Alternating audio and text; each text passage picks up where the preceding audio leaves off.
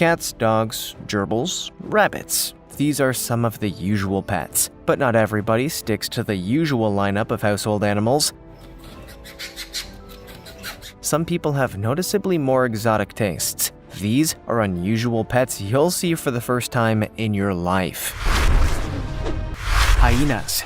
Believe it or not, some people actually believe it's a good idea to keep hyenas as pets. Yes, hyenas. The evil laughing things from Lion King. Apparently some people have such a strong love for these scavengers that they want them to be permanent companions.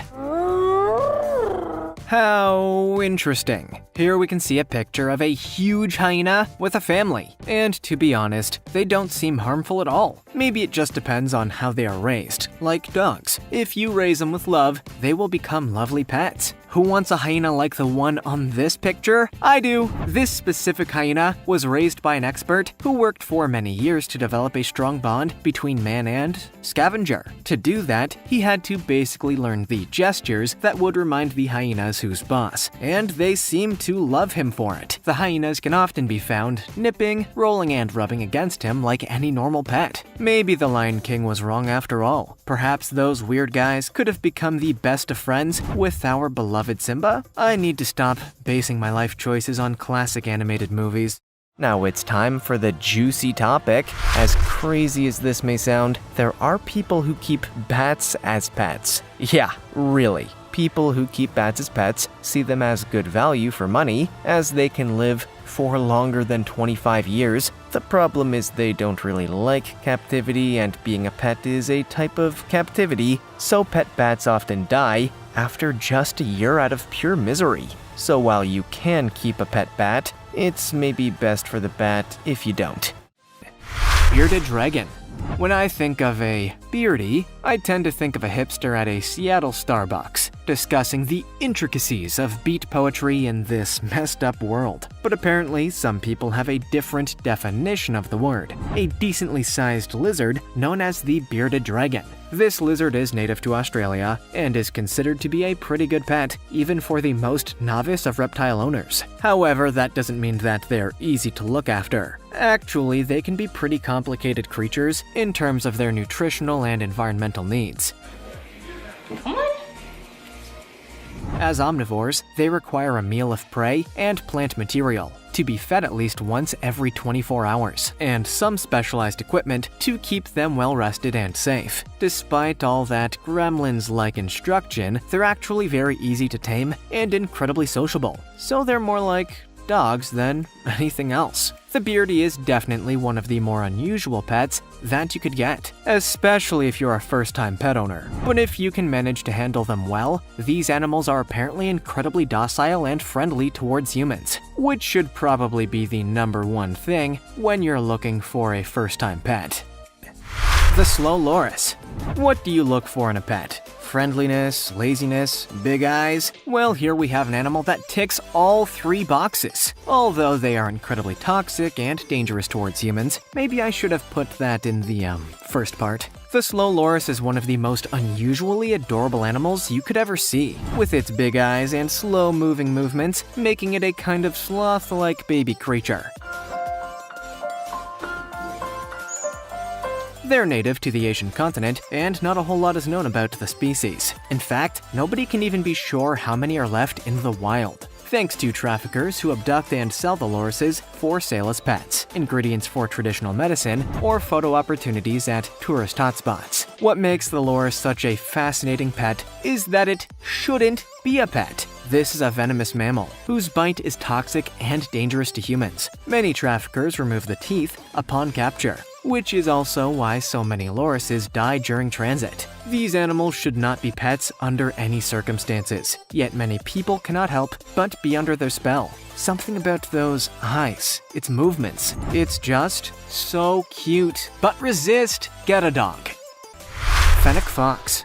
Sure, it sounds like a Winnie the Pooh creature, but the fennec fox looks more like a Pokemon crossed with a gremlin. This is a furry, big-eared little thing that you could just imagine snuggling for hours, and hoping that it wouldn't rip your throat out. The fennec fox is native to the Sahara Desert, which sounds like a pretty brutal environment for a furry animal, and against all the odds, the fennec fox is the most social fox of all, which, again, sounds absolutely insane for an animal that spends most of its life out in the middle of a desert nobody can survive in. Still, these animals are so adorable and friendly that many people adopt them as a pet. There's just one problem. They love to dig. And I don't mean they dig like dogs. Their natural desert habitat allows them to dig for hours with no end. And they seem to think of gardens the same way. Unless you want a 20-foot hole in your garden, you better get a deeper outdoor pen with a lot of sand. The fennec fox is adorable, and it's not likely to kill you so long as you feed it some freshly killed animals and vegetation. In that way, it's like a very furry child. Skunk.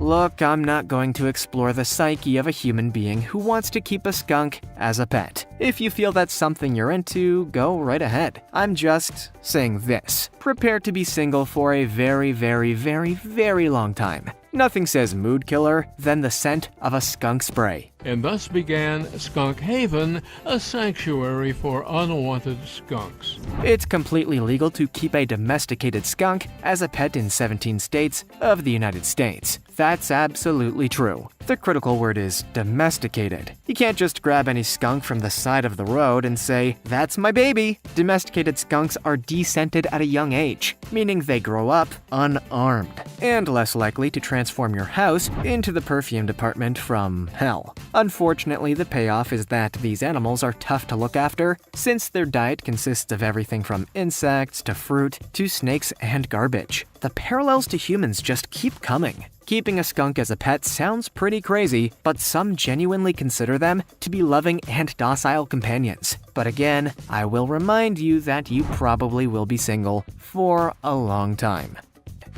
Giant African land snail. At one time, MTV Cribs revealed to us the incredible world of celebrity lifestyle, making many of us go, "Wow, wish that was me." Cribs no longer has the same draw, meaning today's youth look to SpongeBob SquarePants for their, "Wow, wish that was me." That may explain why people are now adopting their very own Gary, I hope. Much like Gary himself, the giant African land snail apparently makes a pretty great pet. These animals are easy to look after. They're gentle, they're nocturnal. It's like having the best child in the world. And the fact that they eat just about anything you give them only makes it even better. You can't really go wrong when you look after a giant African land snail, so long as you don't go feeding it yo-yos or something stupid like that. To sum it up, yes, you too could live like the underwater talking sponge if you really wanted that kind of life. Of course, flipping burgers underwater isn't quite as easy as the cartoon portrayed it. Also, Patrick's house would probably kill you.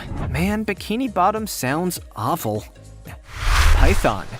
There are so many people in the world that adore snakes, but the python is not an ordinary snake, it's one of the largest in the world. And if you're wondering why anybody would want such a dangerous animal in their home, wonder no more. They're not actually that dangerous. Contrary to popular belief, pythons don't pose much of a threat to humans unless they're provoked or especially alarmed. And they're not venomous, so you don't have to worry about any potential instant death scenarios. Still, owning a python is a lot more unique than a dog or a cat, both animals that the python would happily eat as a pre-meal snack. By the way, probably a good idea to keep your python in its cage and far away from any small suburban creatures. You may imagine a nice harmonious children's family movie kind of vibe, but it'll end like a horror movie. The python is certainly one of the more intimidating pets you could own, but surprisingly easy to take care of. What I'm doing right now, I'll bring Sunny and Cher in and just handle them and, They digest everything except for fur and feathers. They tend to keep to themselves, and they won't kill you unless you're incredibly annoying. So stop with the Borat impressions already. African pygmy hedgehog. It sounds the opposite of cute, holding an animal in your hands that is basically designed to prick and sting your skin. But hedgehogs are adorable, and pet hedgehogs have a much softer quill than you'd perhaps expect. Unlike the ridge quills of a porcupine, pet hedgehogs tend to be very friendly and gentle with their human companions. And the African pygmy hedgehog is especially popular as a pet due to its tiny little size. These animals are not necessarily the easiest to take care of, since they're nocturnal and require quite a lot of attention, something we could all relate to. But as animals that don't necessarily need too much human interaction or cuddling, they make for pretty good pets.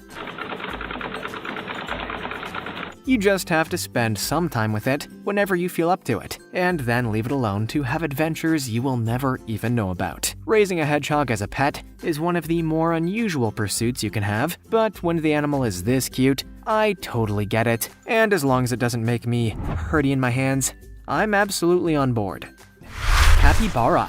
It's probably more famous for its nickname, the giant guinea pig, but don't be fooled. This animal is much more challenging to take care of than those tiny little things. These animals are the largest rodents anywhere in the world, sometimes weighing up to 170 pounds. Try to pick one of these things up for a cuddle. Due to their huge size, the capybara requires a lot of space to enjoy itself. Oh, and it needs a pool. Yeah, this animal is a real diva about that kind of stuff. And if you really want your pet capybara to be happy, prepare to invest in more than one. They like to be in groups. For all of these reasons, capybara are not legal to own as pets in many regions. Presumably, the cost of making pools left and right is just too much. While their demands may be pretty extreme for a rodent, the capybara is one of the most unique animals you could ever hope to adopt. And while they don't usually bite humans, they're pretty nervous animals. Don't expect to be invited to any capybara-hosted pool parties. Tarantula. For many people, there is no greater fear than arachnophobia. The very idea of owning a tarantula, holding it, or even waiting to do anything other than locking it in a room and flee is insane. But some people like to adopt weird spiders. There are over 1,000 species of tarantula all over the world, with many of them available as pets. And despite many of them being venomous, people still choose to adopt and handle them as if they were the friendliest, safest things on the planet. Their diet mostly consists of insects. Night is when the Goliath is most active.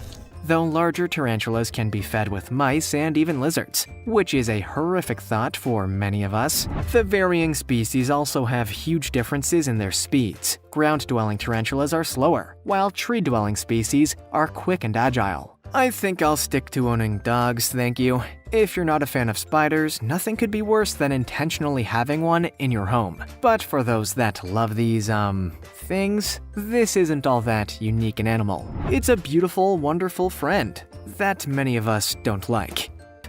Axolotl.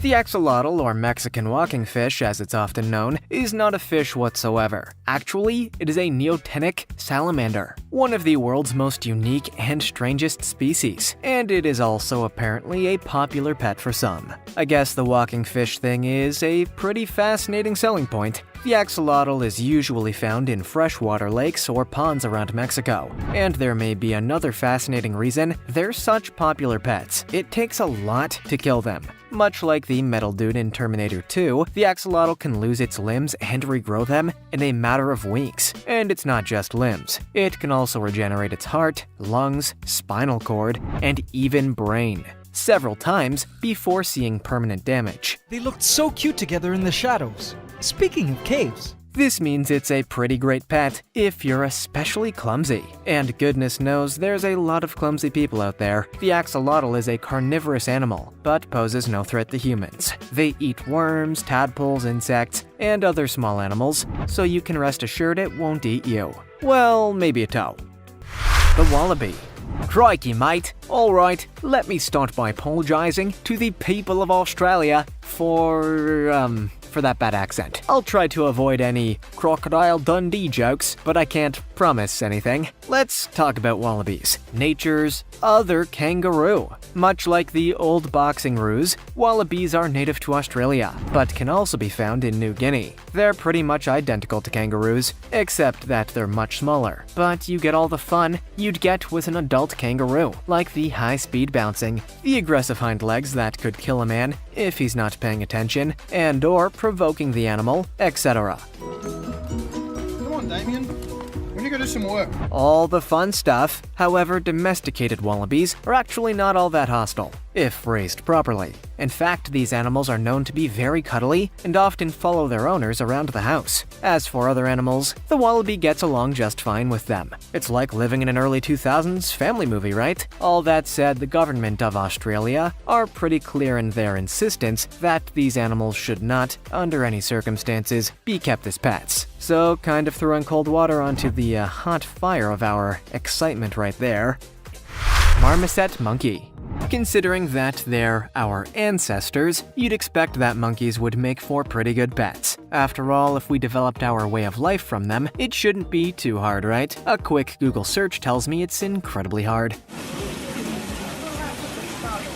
So better scratch that thought. The marmoset is a tropical monkey, meaning it requires a warm climate at all times. If you're somebody that doesn't mind turning up the heating in the house during the middle of a summer heat wave, that's not going to be a problem for you, right? Well, here are the other issues. These highly intelligent monkeys get bored very easily, meaning you have to have enough things to keep their attention, or you're going to have some hyperactive monkeys looking for their own fun. And then you have the problem of scent marking, which they do a lot. If you can deal with all that, the marmoset is an adorable pet. I think everybody has at some point considered how much fun it would be to have an intelligent monkey friend to hang out with at all times, right? And then Frank would say, "Let's watch a movie," and he'd pick King Kong, and then he'd get all upset by the ending and develop resentments, and then, good lord, it's Planet of the Apes.